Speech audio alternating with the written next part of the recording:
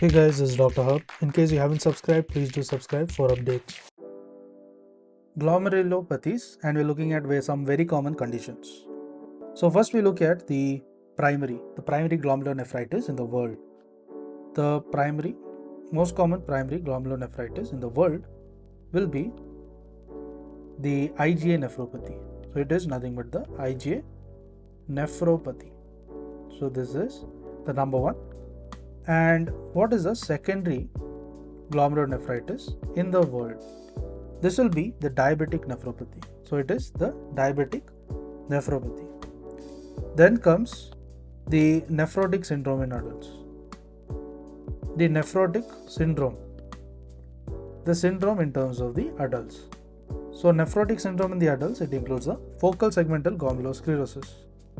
So it includes the focal segmental glomerulosclerosis greater than the membranous nephropathy. Then comes, we look at the nephrotic syndrome which is present in the children. So nephrotic syndrome present in the children. So in terms of the children, what is the nephrotic syndrome? It is a minimal change disease. It is a minimal change disease. So nephrotic in adults was focal segmental glomerulosclerosis greater than the membranous nephropathy, and in children it was the minimal change disease. Next, the glomerulopathy in the colon cancer. Glomerulopathy in the colon cancer or the lung cancer. So in this case, what is it? So in this case, it is nothing but the membranous nephropathy. That is the MN. Now we look at the renal pathology in terms of the leprosy. So the renal pathology in terms of leprosy.